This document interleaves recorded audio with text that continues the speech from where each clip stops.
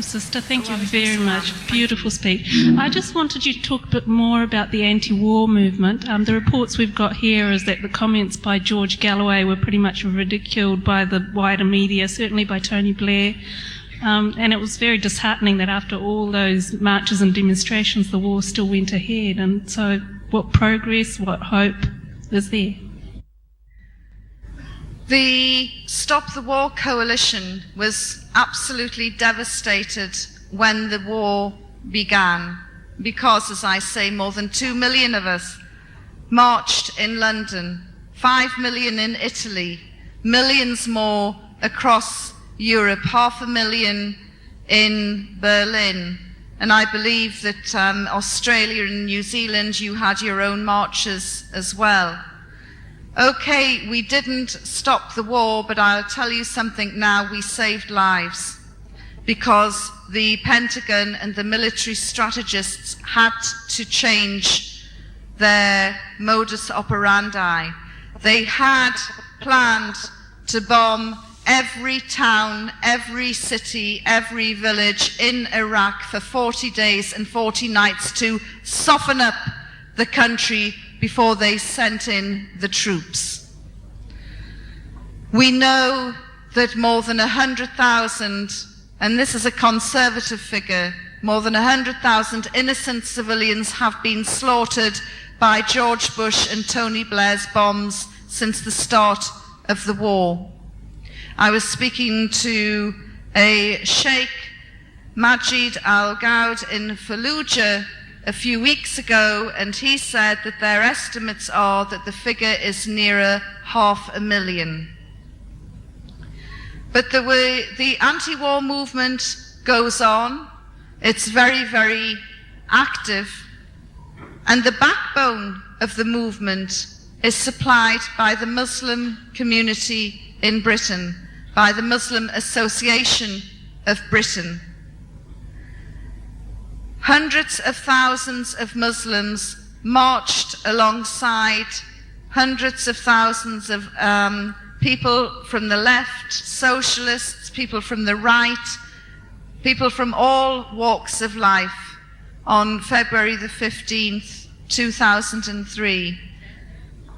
And as I say, we didn't stop the war, but I'm sure that we saved lives. And what we have done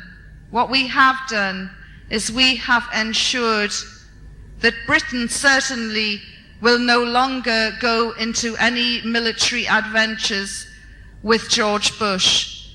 Because if Blair dare take the army, the British Army, into any other military adventures, any other illegal wars, we in Britain will not only march, we will riot and we will bring him down.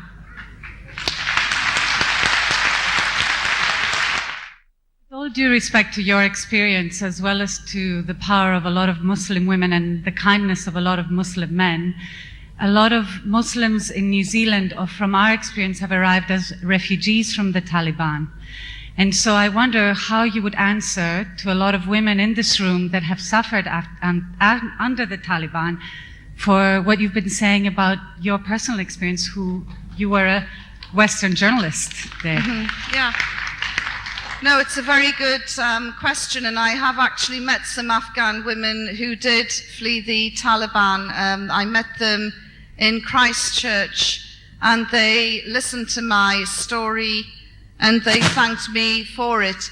The reality is that the Taliban were no more brutal than the previous regime, and certainly this regime leaves a lot to be desired. For instance, the prison where I was held, I returned, I've been back to Afghanistan 4 or 5 times, and I went to it, and it is jammed with young girls aged 12 to 16 whose only crime is that they've run away from home because they don't want to be sold off as child brides, a practice that the Taliban had stamped out. And these child brides are expected to marry men twice and 3 times their age. Yes, the feared Vice and Virtue squad has gone, but in Herat it has been replaced by another equally odious group. Loosely translated, it's called the Chastity Squad, and these are pulling in young girls aged 12 to 16 again and having them internally examined to see if they are still virgins. There are no career women emerging from the rubble of Afghanistan. There are a few little green shoots of hope, but that's about it. Karzai made such a big deal when he announced that Seema Sama was to become the first Afghan women's minister. I went to Afghanistan in February 2002 to interview her. I couldn't even find her. The Karzai government hadn't even given her an office in the government building. It was all lip service, and she was eventually hounded out of that position in the summer with death threats.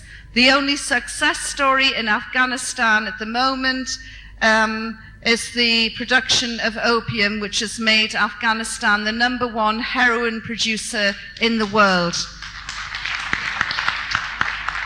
The city where I was held, Jalalabad, now has hardcore porn for sale in DVDs in the front windows. These are, I live in Soho, London's red light district, and I can tell you now, these DVDs wouldn't even be sold under the counter in Soho, but they're in the front windows in Afghanistan. What we have given the Afghan people is drugs and porn, and I'm no doubt sure they've got the rock and roll as well.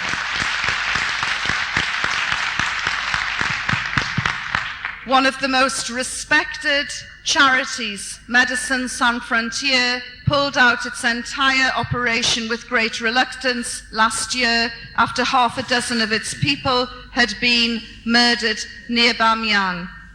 They knew who had carried out the murder, somebody closely related to a friend of the Afghan government, and there was a refusal to hold an investigation.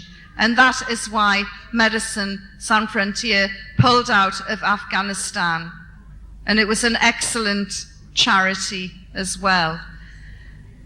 Hamid Karzai is laughingly called the mayor of Kabul because he's lost control of his country outside of the capital, and the Taliban are coming back. They're in control in certain provinces in Afghanistan. And I can tell you something else. When I have traveled around Afghanistan, quite a few people, including the women, have said, we wish they were back. Now, I'm not a supporter of the Taliban, but at least under the Taliban, there was security. That security has gone. And the other thing that the Afghan women tell me is, will the West please drop this obsession with the burqa? Tell us how we can get our children educated. Tell us how we can put food on the table. Tell us how it can be safe for me to walk down the street without being raped. Tell me how, never mind about turning me into a career woman, how can I get my husband a job so he can work to put food on the table? When you've sorted this out, then we'll talk about the burqa. So don't for one moment think that Afghanistan is a success story. It's an absolute nightmare disaster where 20,000 American soldiers are committing war crimes on a weekly basis, and innocents are still being slaughtered in that country. As you are a converter to Islam, how would you express the jihad to non-Muslims? How would I explain jihad? Jihad to non-Muslims. My own personal jihad is my cigarettes. I'm trying to quit. Jihad is a struggle.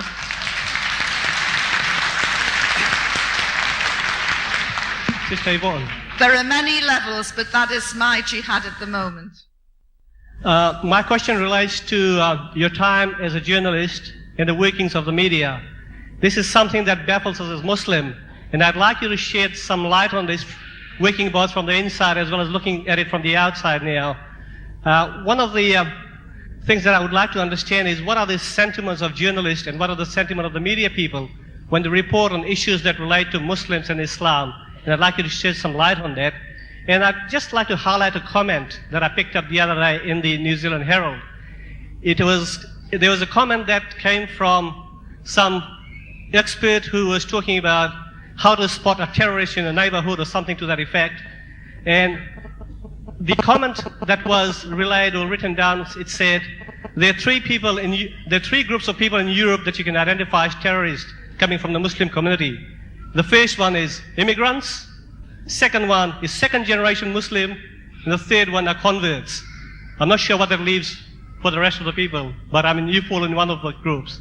So my question is, now how do these comments get through the editorial process, and what are the sentiments of the media and the people working in the media when they do write things like this? It's very easy to spot a terrorist. There were 8 of them in Scotland the other week at the G8. One of them lives in the White House, another one lives in Downing Street.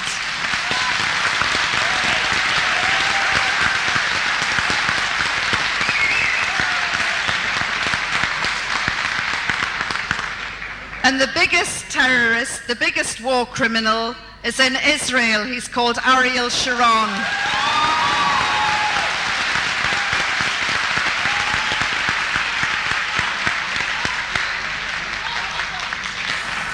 As a journalist, I would love just to scrap the word terrorist. It is meaningless. Nelson Mandela, one of the most revered statesmen in the world, was called a terrorist by Margaret Thatcher.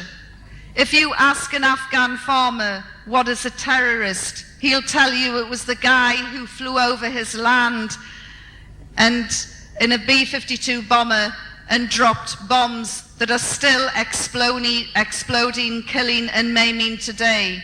If you ask a Palestinian child what is a terrorist, she'll tell you it's the Palestinian soldier who killed her sister. If you ask a Chechnyan what is a terrorist, he will tell you it is Putin who is using the war on terror to slaughter the Chechnyans. We all have different definitions of terrorists. I would completely, as a journalist, like to ban the word. And as for journalists, these are very troubled times, and finding good journalists is very, very difficult. But there are a few, and what I would say to you all is to go onto the internet and find them and learn to trust your sources and try and seek corroboration. The media has done a great disservice to the Muslim community around the globe.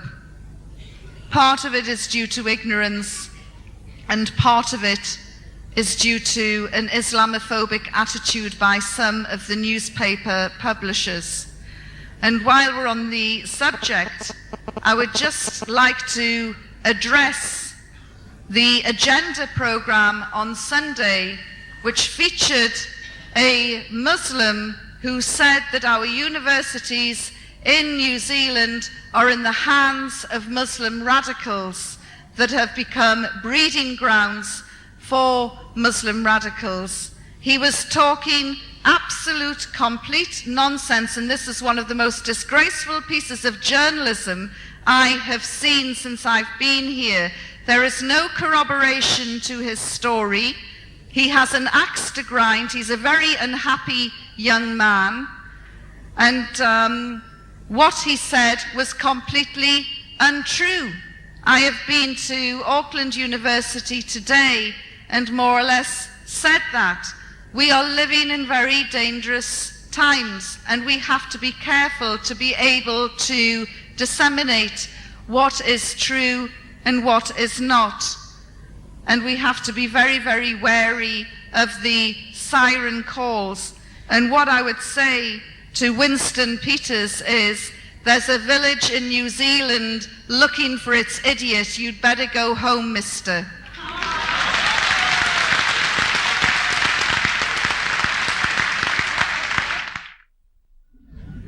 Thank you, Yvonne.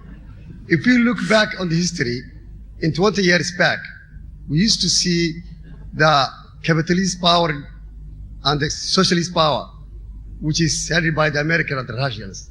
But somehow, the socialist power was empowered by the capitalists. Can we say that now what's happening now is that Islam become a replacement of the socialist power? I think that America is the type of country that has to have some sort of enemy. And I was looking into America's history for a paper I was writing a few weeks ago. And America has been at war either internally or internationally every single year since its inception, with the exception of 1892. Now, I don't know what happened in 1892, other than that was the year my favourite soccer team, Newcastle United, was formed. But America is a warry nation, and it has to have an enemy. At first, it was the indigenous population, the real Americans, the Indians. Then it started on the Mexicans. Then it went land grabbing round California. Then it got involved in the Civil War, and it has continued. And for the last 50 years, it has been at war every single year, bombing more than 20 different countries. This is not a peaceful nation. It has to have an enemy.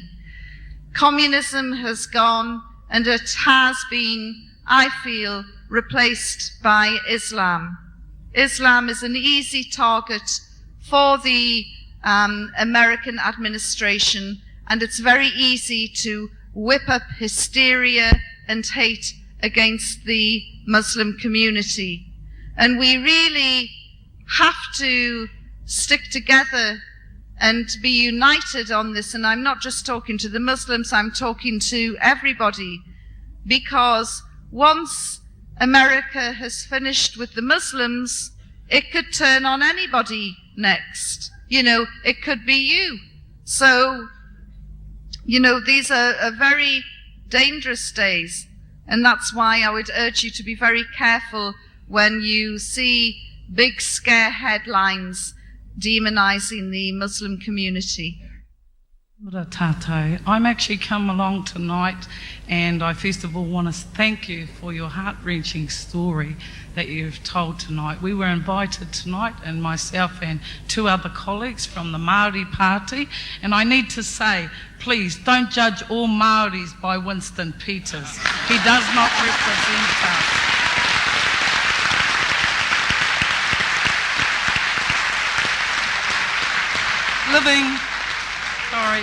Living in this country, we have lived here for thousands of years. It has taken us 165 years to finally get to the point where we are just a minority in our own country.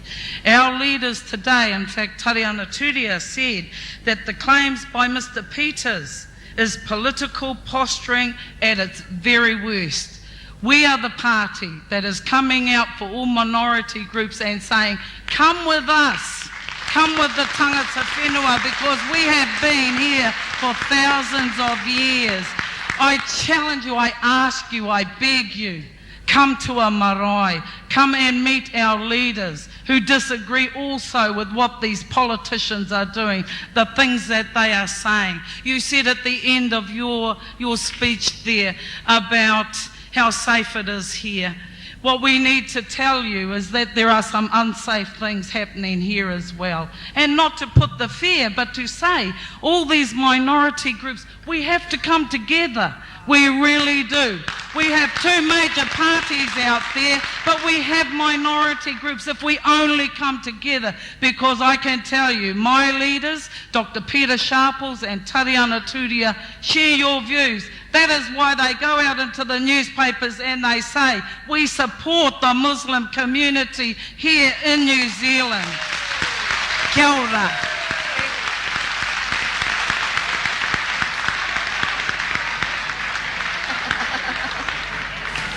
Did you get the message? Assalamu alaikum, sister. It's not only in Afghanistan that we have strong women. First of all, I have to tell you, you have to be grateful to God for this donkey because he gave you the chance. And we all have to have some chance in our life to come to Islam.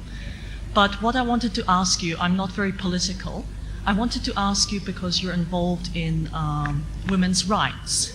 And unfortunately, the truth of the world is that we have the Quran, which teaches us that women are equal, that women have rights, that there is justice, that these rights must be enforced. But unfortunately, we also have culture in a lot of areas which is used to override this. In some cases, they pervert the religion to support their cause, as every religion has been perverted throughout history. And as an ex-Christian, I can say that nobody actually believes that the Inquisition was a Christian thing to do either.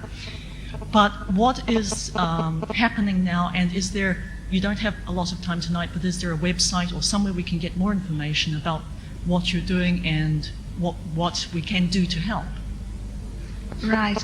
I do have my own website, which is www.yvonneridley.com, but there's also a website up here for anyone in New Zealand who's interested in the Muslim community. You are right, there are male-dominated cultures that do behave in an un-Islamic way. The only way that we're going to overcome this is to educate the women about their rights over their men and educate the men about their rights over their women.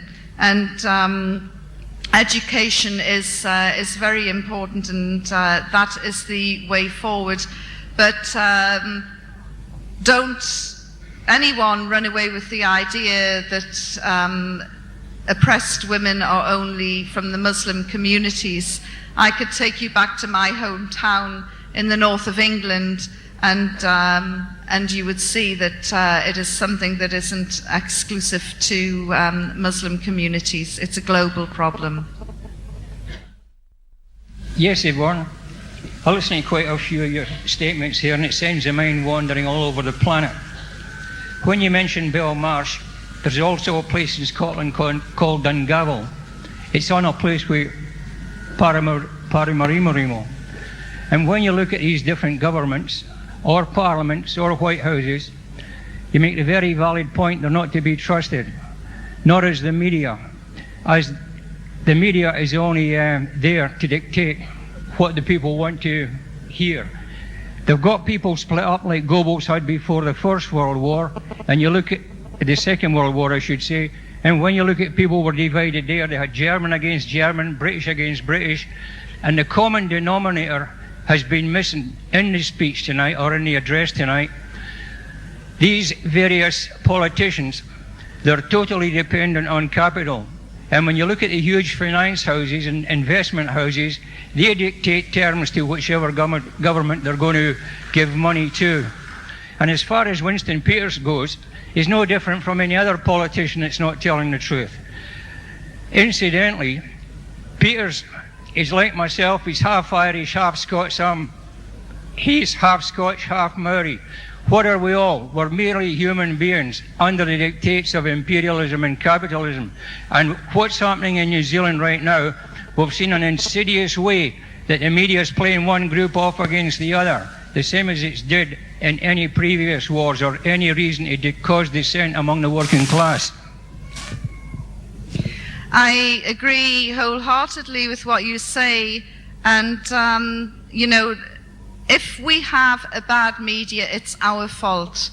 If you don't like what you read, send in a letter and complain. You actually can change the media if you do it collectively and demand a better service. Editors do monitor the volume of letters that come in, and if they get a lot of letters on one particular theme, even though they might only print one or two, they will be aware that there is concern there. So it's important not only to use places like this as an arena to sound off, but also to put your feelings in letters and send them off as well. Assalamu alaikum, Yvonne. I have a question for you. The American spin doctors have advised President Bush to stop using the phrase war on terrorism and call it struggle against extremist violence. If struggle means a jihad, do you think the Americans are now launching their own jihad movement? Your comments, please. Thank you.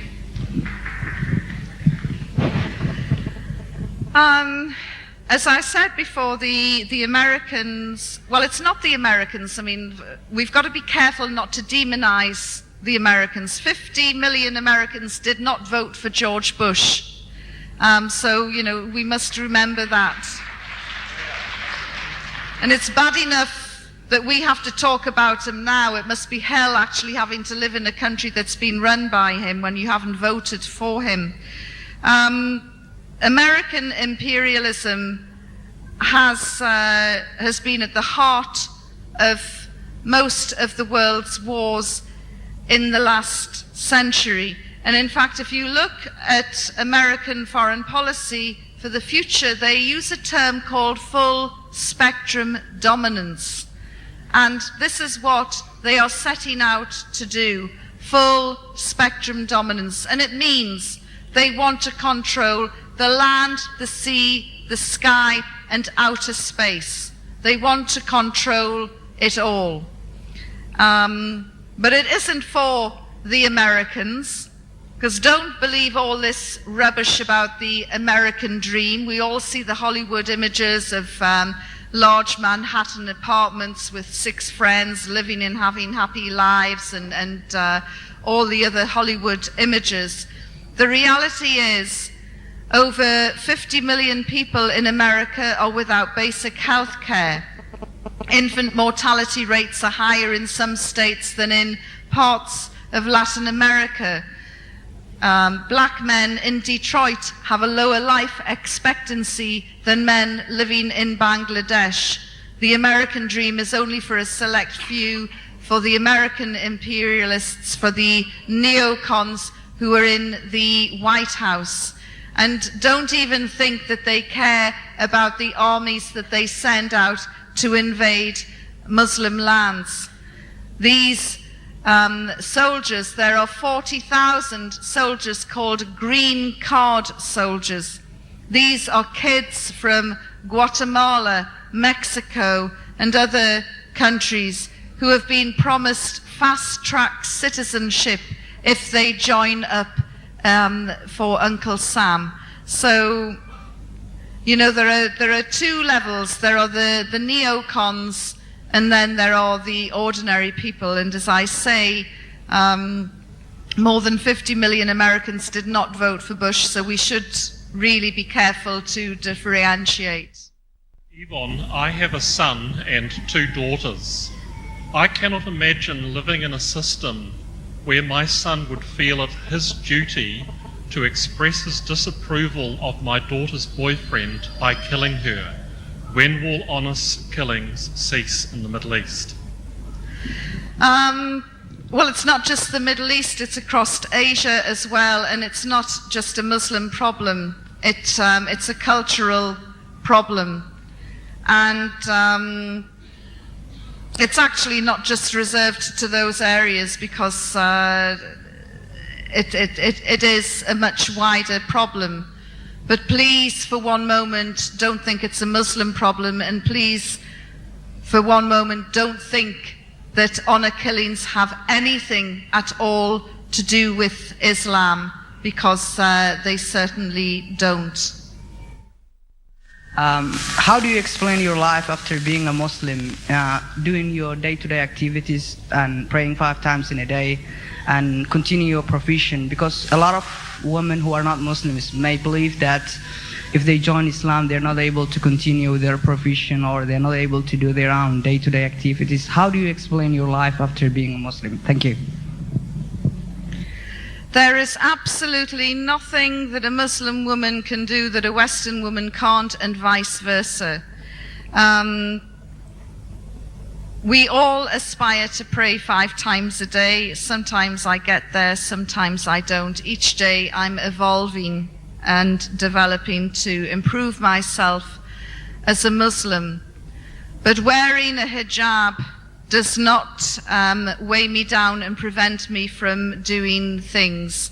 And I was just saying to somebody a few days ago that I still do things like whitewater rafting, like windsurfing, and I wear my hijab, and it doesn't tip over the sails. It can be quite an asset, in fact. There is nothing that women around the world cannot do if they set their minds to it, and whether they're Muslim, Christian, Jewish, atheist, Hindu, Sikh, there's nothing that any of us can't do. I come here not as a Muslim, and I came here to learn about Muslimism and not about politics. But what does fascinate me is that the realm of suicide bombers that are going either, be it in the Middle East, be it in London, wherever, and who do it in the name of Muslim, how they can justify that to themselves, and how we can, as a caring populace, change that very culture, because it seems, as an outsider, to be so imbued in them. They don't care what it does to their families, nor to anybody else, the other people that they kill. And I think it's a very real problem for the world to try and give that sense of caring back to those disaffected people. Mm-hmm. No, I mean, that's a great question, and you can't just lump all of those people into one area. I actually looked into the background of a so-called suicide bomber in Palestine 2 years ago to try, and it was research I was doing for a book, to try and understand what makes a young man want to blow himself up. And this particular young man, his father had cancer, but it was curable. All he needed to do was to walk out of his house, go across the road, go through an Israeli checkpoint, and go to the hospital 5 minutes away every day for chemotherapy, and his cancer would be cured. The Israeli checkpoint refused to allow him through, and eventually the cancer went from being curable to terminal. Now, I want you all to imagine this is your father.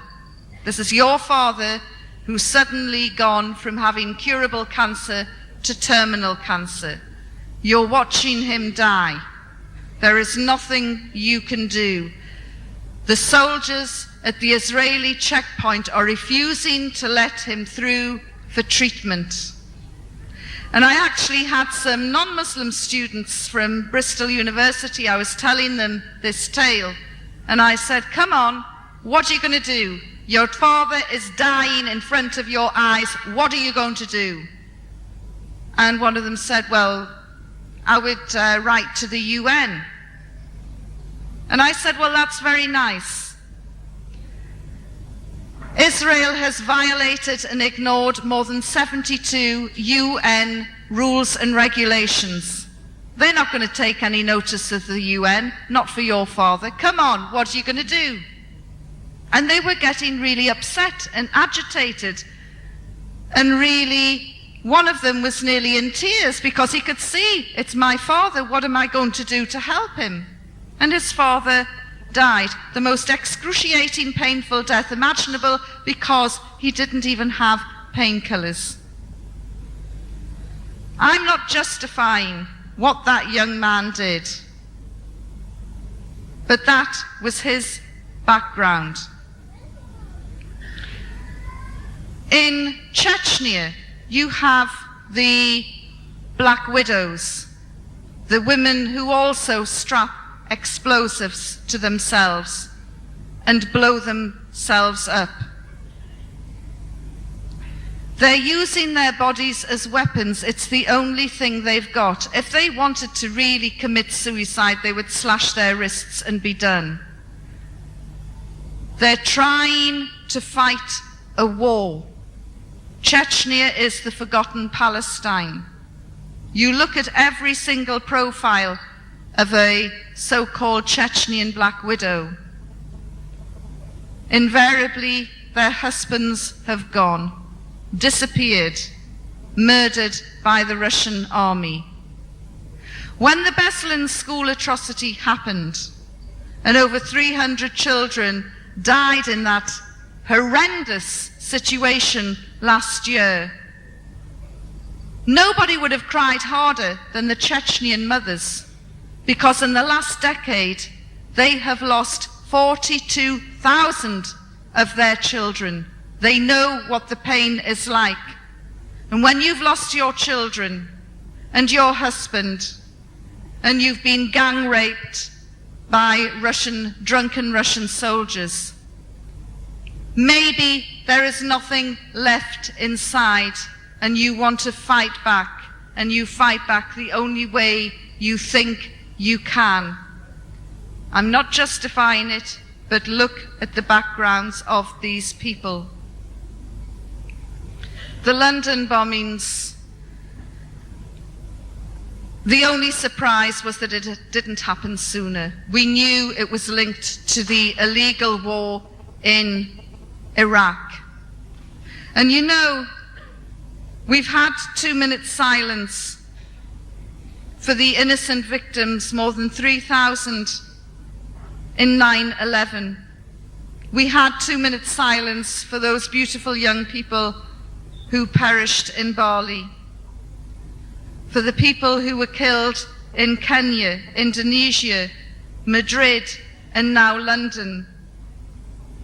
And then yesterday, another unexpected innocent victim of the war on terror, a young Brazilian man who was buried just a few hours ago in his hometown after being shot dead by British police.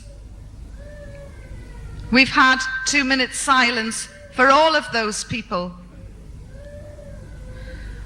But what about the deafening silence of the hundreds of thousands of innocents who've died in Palestine, in Iraq, Afghanistan, Chechnya, Kashmir, Uzbekistan?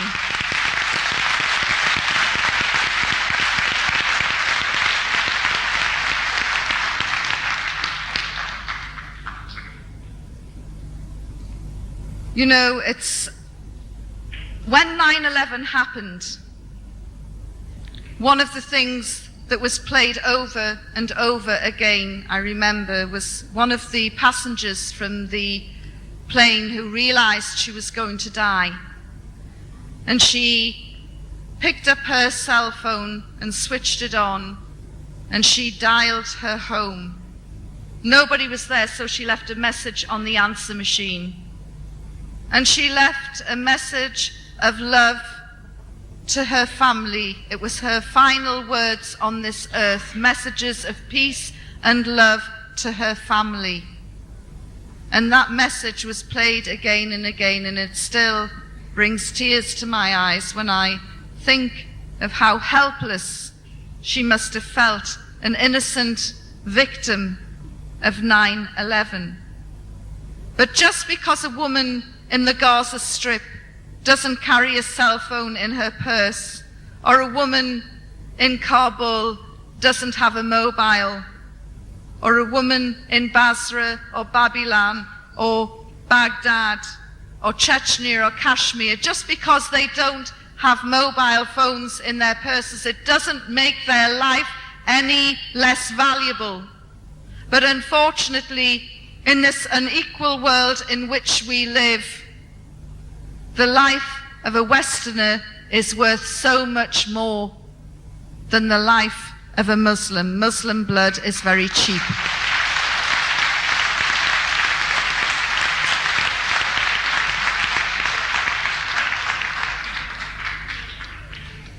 And where there is injustice, resistance is the only answer. in any walk of life. Fortunately, in places like New Zealand, our resistance can take place by writing a letter to the newspaper, by phoning a late-night phone-in show, by signing a petition, by marching, by voting in the elections, as long as you vote for the right candidate. Doing something, reacting. It's our duty as human beings, as people who care about justice. And until there is justice in the world for everybody, there is never going to be peace, and that is the reality.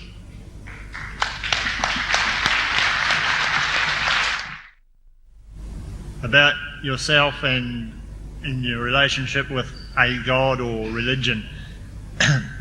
It says in this newspaper article that you have a certain amount of disorder in your life in relation to cigarettes, alcohol and relationships. I just wonder why you have to embrace a religion, any religion, in order to get some sort of order back into your life. Thank you. I didn't. When I was, I worked hard and I played hard. And because I worked hard and I played hard, it had a knock-on effect, and I had a disastrous private life. But that was while I was a Christian, you know, the twice-a-month practicing Christian.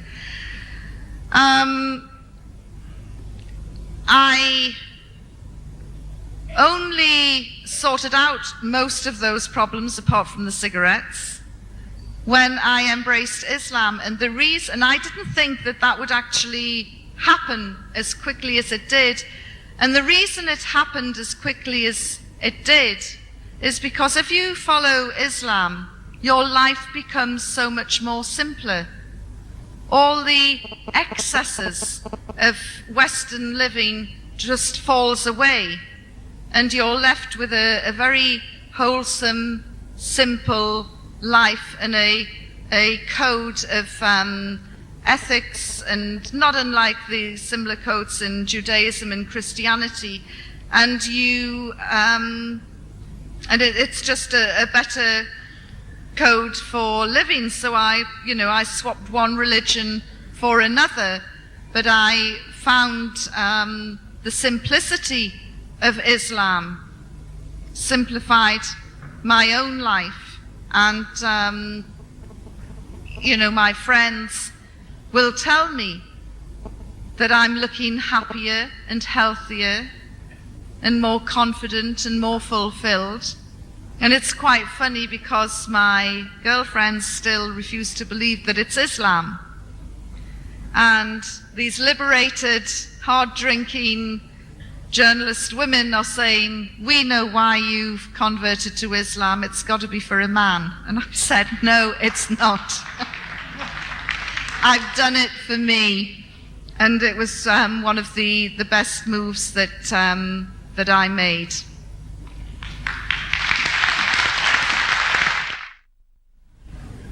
Was Islam hard for you to learn? Islam is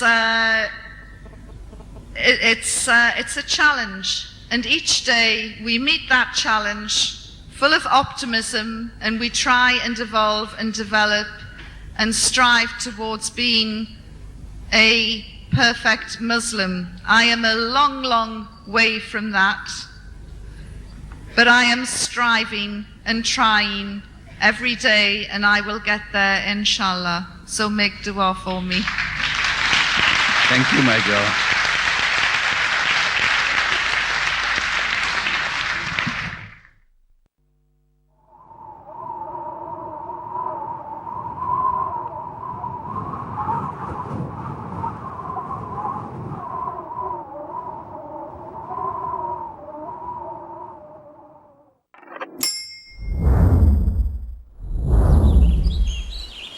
One Islam Productions, an Islamic film studio established in Australia, is dedicated to producing films for all Muslims. Just some of the films by One Islam Productions: children's programs, Islam for Me, We Remember Allah, Storytime and more. Educational films, Pray As You Have Seen Me Pray, Words, Ramadan, Renewal of Faith. Documentaries.